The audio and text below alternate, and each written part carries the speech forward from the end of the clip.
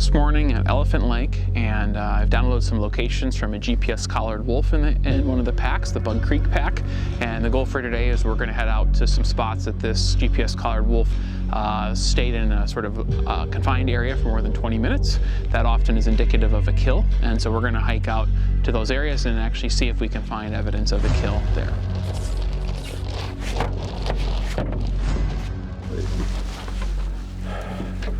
Well, let's get started, I guess. And we're not sure that, where this is going to be, so we're going to take a canoe. There's some indication that this kill might have occurred on a bog mat out on the edge of this lake. Then we can only access that with a canoe. Not sure if that's where things are going to be, but that's where we're going to start. And then if we don't find something there, then we'll go search the other locations that are on the mainland.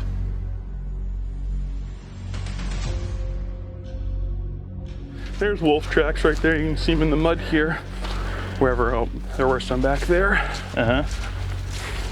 Wolf and its pack mates would be my guess, so. Is he running with the pack or she? To the best of our knowledge. Yeah.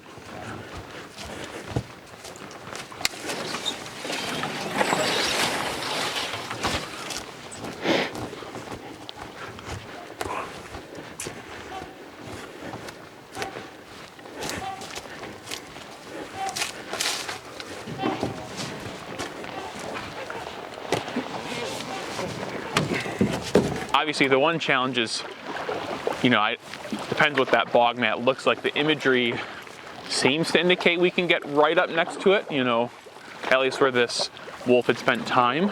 But yeah, there's no guarantee. We might show up and it might be a real challenge.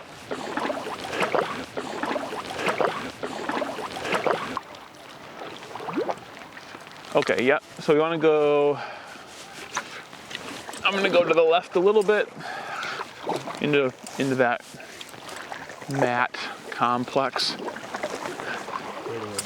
Yeah, right there's good. All right, it's basically just to the right in here. All right, I'm hopping. Oops.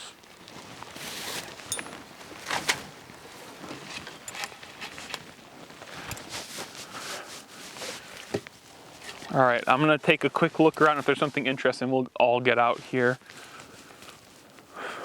Okay, so here's a wolf scat. That's got deer hair in it.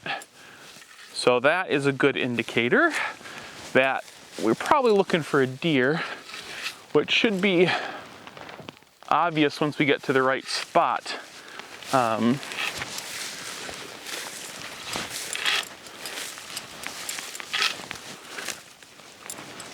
I'm just trying to figure out where that right spot is.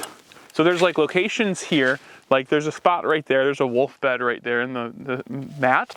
There's locations that are all the way from there, all the way to like over there in it. And then otherwise, maybe the wolf really was just screwing with us and somewhere on dry land and he just came out here to hang out.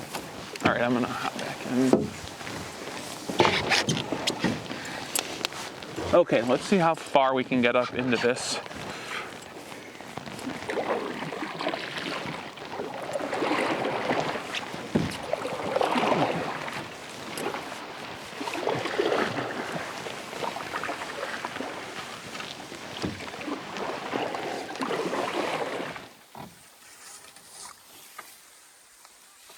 Okay, go right or left here.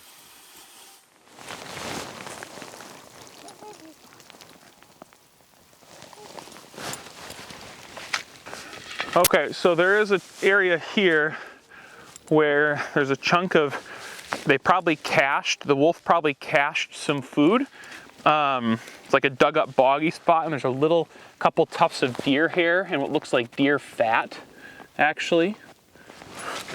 We can see like that's deer fat that's gotten cold and now was in the bog. So I think we're gonna go around because there's more points over there. We're gonna check that out before we start wading around in the bog looking for something that's not here.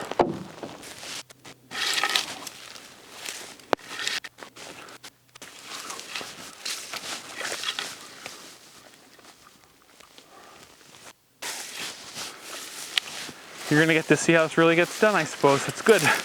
There's not much there. They're just probably hanging out in that little clump of trees, it looks like. We're gonna go to some spots right inside the woods. It might be in there. Yeah, that's where we're gonna go next. I'm starting to think it's not on the bog mat, even though that is what I initially thought. There's something, we just gotta find it.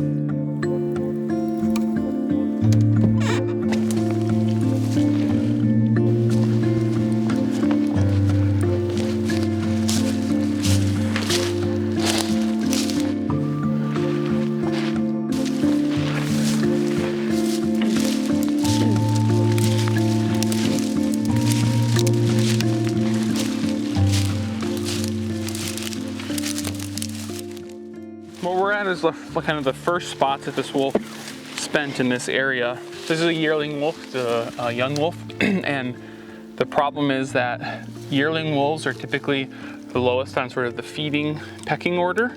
Oftentimes they'll get last access to a carcass, which means they don't always spend a ton of time at the actual kill, and their locations, the college stake locations, every 20 minutes, and then obviously there's a lot of things that can happen in 20 minutes. So if there's only 1 or 2 points and that wolf isn't right at the kill, it can be kind of difficult to find it. I'm gonna go back and kind of research a little of that chunk we were in, and then there's some more points up in there, and we'll just keep wandering until we find it.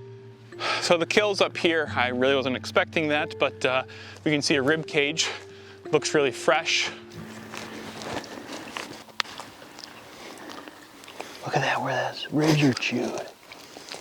Holy smokes. That's no joke. Oh, here it is.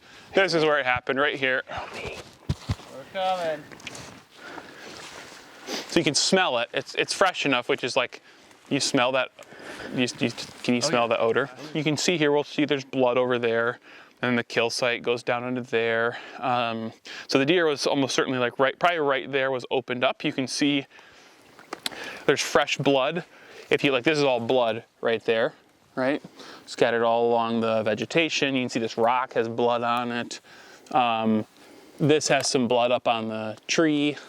There's deer hair, there's blood all around the base of that tree. So obviously, would have been a pretty violent event. So we'll walk around and try to look at spots where like they could have, where other wolves had carried stuff out there, and see if we can find the skull in those areas. Because what you're seeing here is, yeah, they killed it there, and then they all just start, ripping into it, and that just then spreads this kill all over the place.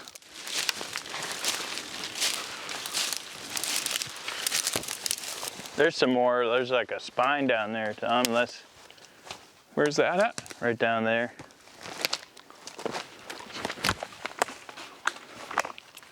Am I missing That's something? not that same rib cage. Oh, nice. Oh, I bet it's a buck. Whoa, maybe? No. Oh, that's interesting. So that's good. We can get the marrow out of this. Good find. Yeah. This is the pelvis, and then these are the femurs. And the femurs are where the, we want to crack it open because you can look at the fat. You can get the marrow is basically fat and blood, or fat and water. So by getting the marrow, you can determine the fat content, and that gives you an assessment of the condition that the deer was in.